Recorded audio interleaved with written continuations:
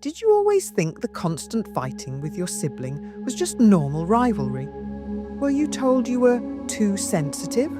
Or that you two just needed to get along? What if that was a lie? What if the endless drama, the triangulation, and that nagging feeling that you were always in the wrong was actually a calculated campaign of abuse, all designed to keep you small and feed their ego?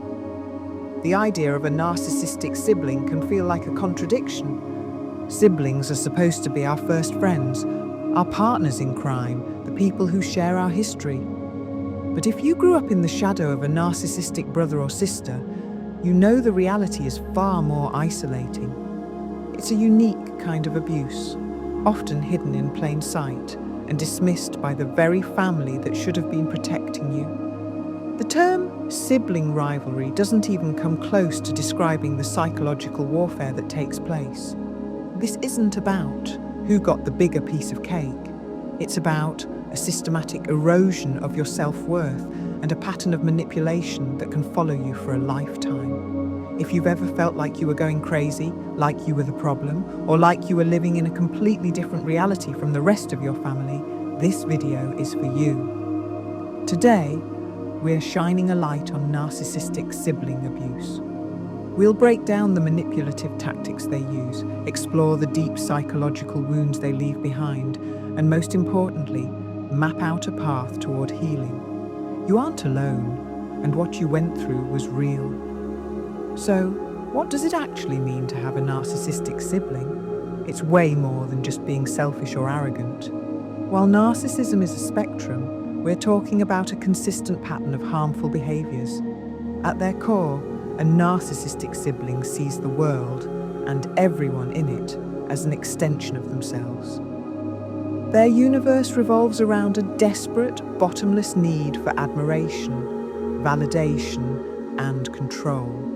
Siblings aren't seen as equals, they're seen as tools, props, or competitors in a one-person show. You become a source of what's known as narcissistic supply. Think of it like a car that needs constant fuel to run. Your attention and praise are the fuel they need to keep their fragile ego from stalling. This shows up in a few key ways. First, there's a profound sense of entitlement. A narcissistic sibling truly believes they deserve special treatment, more attention, and a bigger slice of family resources, whether it's affection, money, or opportunities. They don't see this as unfair. They see it as their natural right. This is usually paired with a shocking lack of empathy. It's like they are watching a movie of your life in black and white without the sound. They can see that things are happening to you, but they are fundamentally unable to connect with the emotion. Your pain isn't a reason for them to stop. Often, it's just an inconvenience or, worse, a source of satisfaction because it proves their power over you. Everything is a competition. For them, life is a race where they are the only ones who know the finish line, and they keep moving it just to make sure they always win. If you get a good grade, they have to get a better one. If you talk about a hard day, they'll immediately one-up you with a story of their own epic suffering. Your successes aren't celebrated, they're seen as a threat. They'll belittle your achievements or, even more cleverly, try to take credit for them. And they are masters of manipulation, especially when parents aren't looking. To the outside world, they might be the charming, successful golden child. But behind closed doors, the mask drops, and you're left dealing with who they really are. This double life is one of the most confusing and painful parts of it all. It makes you question your own perceptions and leaves you totally isolated. After all, who would believe that the perfect sibling is capable of such cruelty? To keep you in a state of confusion and self-doubt, narcissistic siblings use a playbook of incredibly damaging tactics. Recognizing these isn't just about labeling them, it's the first step toward breaking free. Tactic 1. Gaslighting. The art of reality warping gaslighting is maybe the most insidious weapon they have. The term comes from a 1930s play where a husband tries to drive his wife insane by secretly dimming their gas-powered lights and then denying that the lights are changing. It's a perfect analogy for the psychological manipulation designed to make you question your own memory, perception, and even your sanity. A narcissistic sibling will flat out deny things they said or did, even with clear proof. You'll hear things like, "That never happened," "You're just imagining things," or "You're being way too emotional." For example, you might confront them about a lie they told your parents. They'll twist the story so expertly that by the end of the conversation, you're left wondering if you made the whole thing up. This is so devastating because it attacks your very foundation of reality. Over time, it leads to chronic self-doubt, making you feel unstable and dependent on their version of events. Tactic 2: the golden child and the scapegoat dynamic. In many of these family systems, children are assigned roles as if in a stage play. The golden child gets the spotlight and all the best lines, while the scapegoat is pushed into the shadows to be blamed when a prop falls over.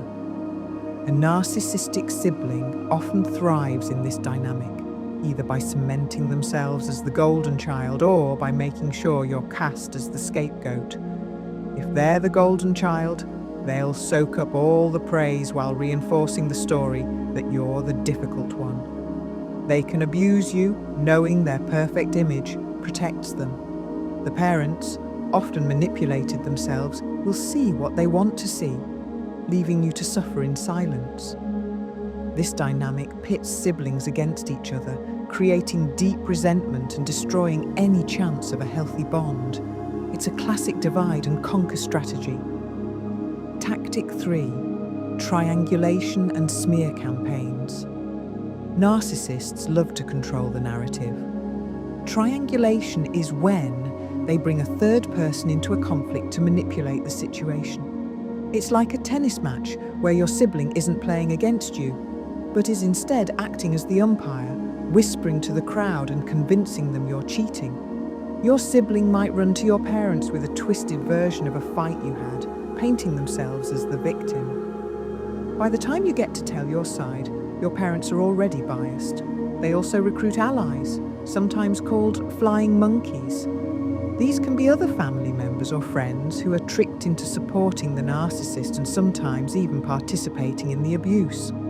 This often evolves into a smear campaign, where your sibling spreads lies or private information about you to ruin your reputation and isolate you from your support system. You might notice other family members suddenly acting cold, and it's because your sibling has been systematically poisoning the well.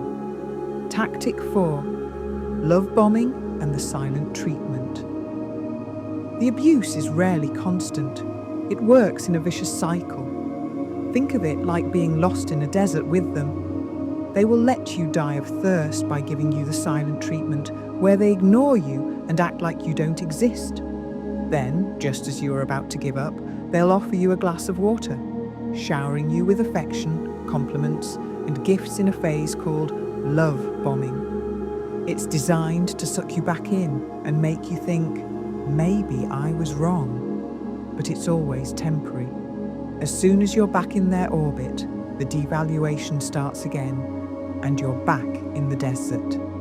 This hot and cold behavior is incredibly damaging because you become hooked on the hope of that water, forgetting they are the one who controls the entire landscape. It keeps you in a constant state of emotional whiplash. Living with this kind of abuse leaves deep, lasting scars.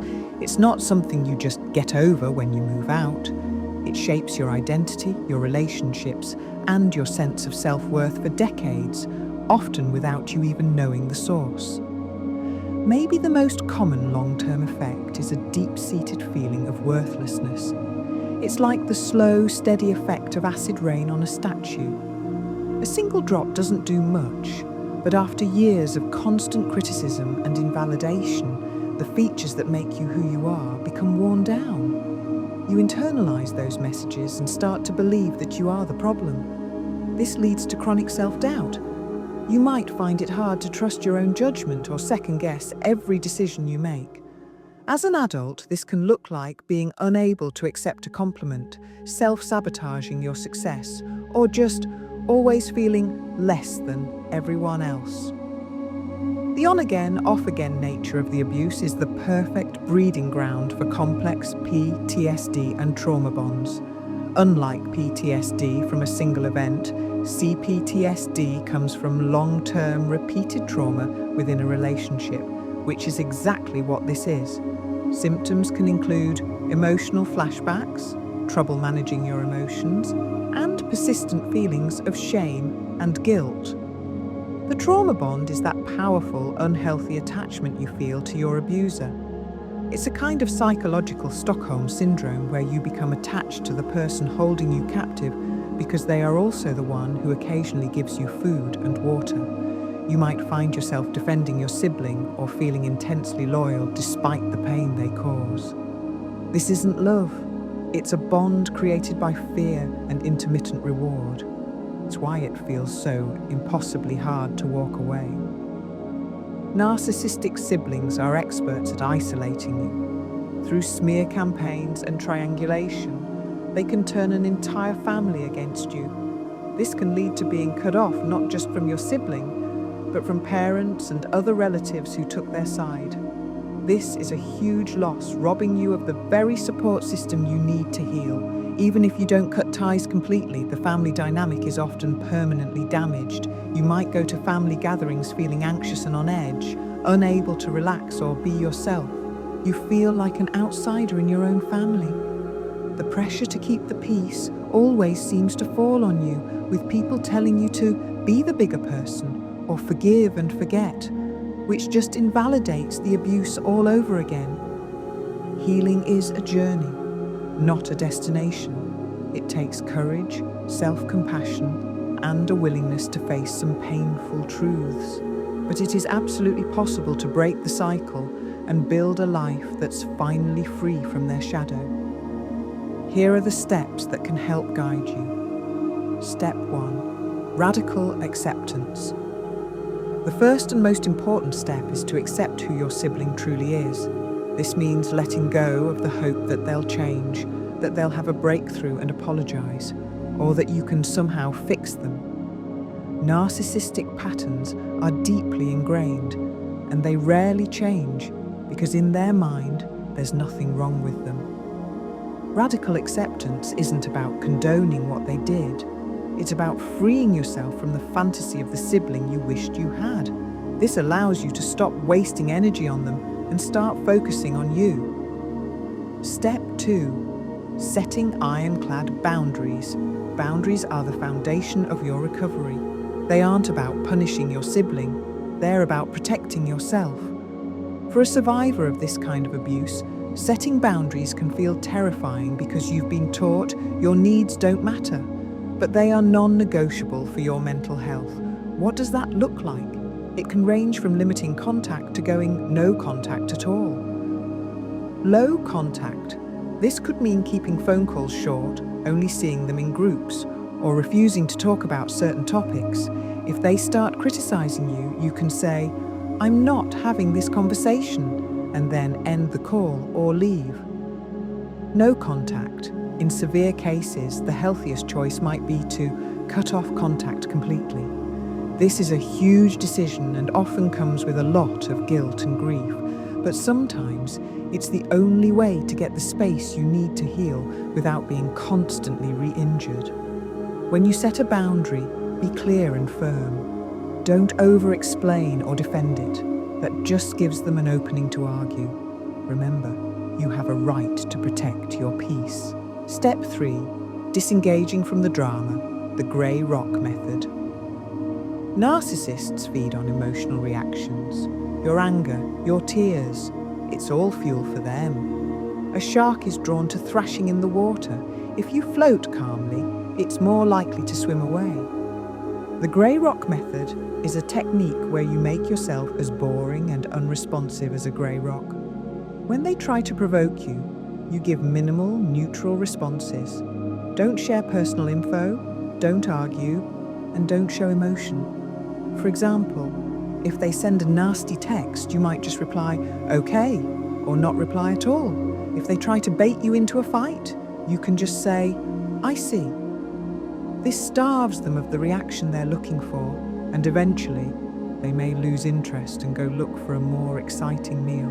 It's a powerful way to take back your energy. Step 4. Building your chosen family. One of the most healing things you can do is build a strong support system outside of your family. Find friends and build relationships where you feel seen, heard, and valued for who you are. This chosen family can give you the validation and support you never got at home. Talk to trusted friends who can offer an outside perspective and remind you that you're not crazy. Healthy relationships will show you what mutual respect and empathy actually feel like, and that's a powerful antidote to the poison. Step 5. Seeking professional help. The wounds from this abuse run deep, and you don't have to heal on your own. Finding a therapist who specializes in narcissistic abuse can be a game changer. A good therapist can validate your experience, help you process the trauma, rebuild your self-esteem, and teach you new coping skills. Therapies like EMDR can be especially helpful for processing traumatic memories. A professional can give you a safe space to grieve the family you never had and to finally step into the person you were always meant to be. Healing is about unlearning the lies you were told about yourself and learning to finally trust your own voice again. It's hard work, but you are worth it. And because this journey can feel so lonely, community is everything. If this video resonated with you, I want to invite you to share a piece of your story in the comments. You don't have to share details. Even just saying, "I get it," can be incredibly powerful for someone else who is just starting to figure this out. Let's create a space where we can support each other. And if you want to keep learning about how to heal from toxic family dynamics and rebuild your self-worth, make sure to subscribe. Your journey to peace is important, and you don't have to walk it alone. The constant fighting, the competition, that feeling of always being wrong, it was never just sibling rivalry. It was a form of abuse, and it's time we called it what it is.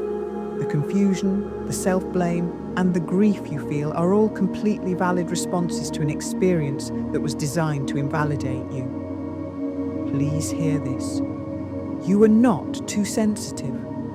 You are not the problem. You are a child navigating an impossibly toxic dynamic, often all by yourself.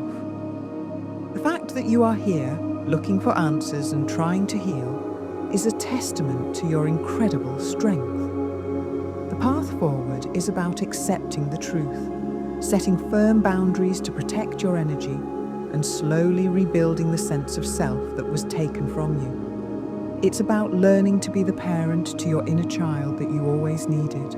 You can't change them, but you have the absolute power to change how you let them affect you. Healing is possible, and a peaceful, authentic life is waiting for you. Thank you for being here today.